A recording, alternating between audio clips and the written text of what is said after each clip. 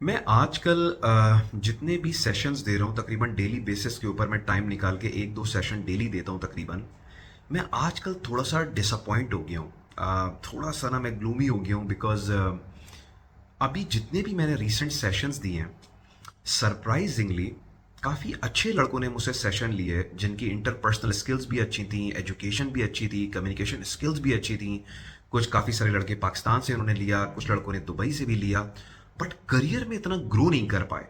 अभी मैं चंद दिन पहले एक बंदे को सेशन दे रहा था, और ऐसे कई लोगों को मैंने सेशन दिया है कि दुबई के अंदर उनको 5 साल 8 साल हो चुके हैं, लेकिन सैलरी जो है वो 10,000 दरम है, 12,000 दरम है, 11,000 दरम है।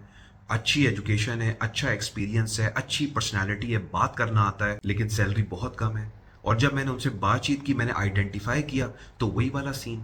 एक एक कंपनी में 8-8 साल लगा लिए, प्रमोशन नहीं हो रही, ग्रोथ नहीं हो रही, कंपनी थोड़े थोड़े इंक्रीमेंट दे रही है, बट उसके बावजूद भी उसी कंपनी के अंदर बैठे हुए हैं।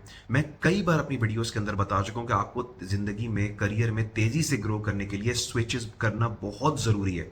आपको एक जॉब के अंदर 1.5 से 2 साल से ज़्यादा नहीं गुजारना चाहिए। एक अगली पोजीशन के अंदर बेटर सैलरी के ऊपर आपको जंप मारना चाहिए। This is how you grow. अगर अदरवाइज अगर आप सिर्फ इंक्रीमेंट के ऊपर बैठे रहेंगे तो आपकी एक बेस सैलरी होती है, उसके ऊपर आपको 5% का, 2% का, समटाइम 10% का इंक्रीमेंट मिलता है, जो कुछ भी नहीं होता। जब आप जंप मारते हैं, जब आप स्विच करते हैं, तो समटाइम आपको 50%, 60%, मुझे मेरे करियर के अंदर 100% से भी ज़्यादा का जंप मिला है।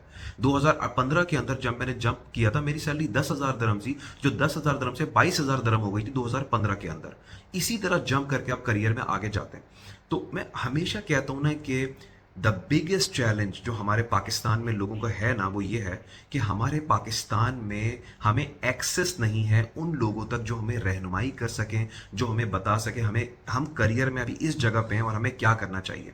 मैं अभी तक 450 लोगों को कंसल्टेशन सेशन दे चुका हूँ, उसमें बहुत ज़्यादा लड़के लड़कियों ने मुझसे सेशन लिए और यही पूछा कि नबील भाई हमें बताएं कि अभी हम इस लेवल के ऊपर हैं, हमें अब क्या करना चाहिए, हमें ग्रो करने के लिए आगे क्या करना चाहिए, हमारे पास क्या ऑप्शन है आगे जाके। और मेरा काम यह है कि उनके लिए पर्सपेक्टिव क्रिएट करना based on their family structure, based on their financial condition, कि वो कितने स्ट्रॉन्ग है। कि हर बंदा एक अलग टाइप का होता है, हर बंदे, कोई ऐसे होते हैं अच्छी फैमिलीज के लड़के होते हैं, मैं उनको बताता हूँ भाई B aggressive in your career. कुछ होते हैं फैमिली की रिस्पॉन्सिबिलिटीज ज्यादा होती है, मैं कहता हूँ भाई आप जरा आराम से चलें।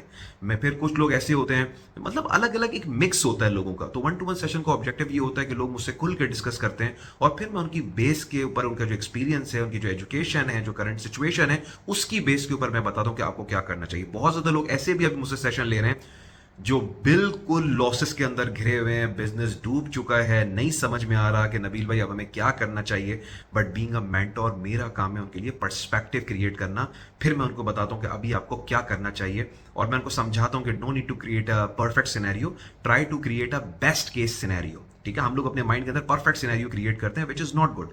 सिर्फ ये देखे यहाँ से इंप्रूव कैसे किया जा सकता है, और वो 1 से 2 साल की कहानी होती है। बंदा किसी भी सिचुएशन के अंदर हो, चाहे उसको करियर में ग्रोथ चाहिए हो, चाहे उसको जिंदगी में आगे बढ़ना हो, चाहे उसकी जितनी भी सैलरी हो, जो भी फैमिली स्ट्रक्चर हो, सिर्फ एक राइट बंदा आपको अगर गाइड कर देना कि आपको जिंदगी में इस टाइम पे क्या डिसीजन लेना चाहिए, तो आप कहीं से कहीं जा सकते हैं। This is one of the reason आजकल मैं बहुत ज्यादा बुरा फील कर रहा हूं कि यार जस्ट बिकॉज हमारे सराउंडिंग्स के अंदर मेंटोर्स नहीं है, पूरी पूरी जिंदगियां लड़के अपनी निकाल रहे हैं उसी कॉन्सेप्ट्स के ऊपर जो सोसाइटी ने हमें सिखाए हुए हैं। जॉब मत छोड़ना, जितनी चादर है उतने पांव फैला, ऑब्सोलीट आउटडेटेड कॉन्सेप्ट। सारी जिंदगी बस सेव करते रहो, तुम्हें बस जिंदगी में एक घर बनाना है, वही सोसाइटल जो नॉर्म्स है उसको हमने फॉलो करना है। मैं मतलब और उसकी वजह से मतलब लड़के लाइफ में बहुत पीछे रहेगा। अब अगर किसी बंदे को 12-15 साल का एक्सपीरियंस है और उसके बाद वो 8 साल से दुबई के अंदर है, वो 10,000 दरम पे सिर्फ काम कर रहा है, तो और बंदे की कम्युनिकेशन भी अच्छी है, पर्सनैलिटी भी अच्छी है, सब चीजें जबरदस्त हैं,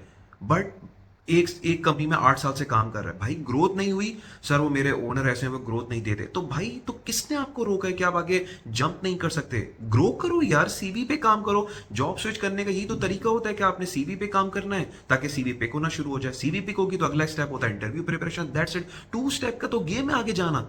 आपकी सीवी नहीं बनी हुई होती इसलिए पिक नहीं हो रही होती है, सीवी पिक हो जाती है तो इंटरव्यू की तैयारी नहीं होती, तो आप इंटरव्यू में एक्सेल नहीं कर पाते। तो 2 स्टेप का तो सारा प्रोसेस है। अब अदरवाइज आप दुनिया में किसी भी जगह पे हो, 2 से 4 महीने का गेम होता है सारा। अगर आप बंदे ने सोच लिया जॉब सर्च करनी है, सीवी बनाए, इंटरव्यू की तैयारी करे, 2 से 4 महीने का बंदे जॉब चेंज हो जाएगी, आगे चला जाए करियर के अंदर। और लोग मतलब ख्वार हो रहे हैं 10-10, 8-8 हजार, 12-12 हजार, 15-15 हजार दरम के अंदर यहाँ पे। जो ज़िंदगी में बहुत ज़्यादा वो आगे जा सकते हैं।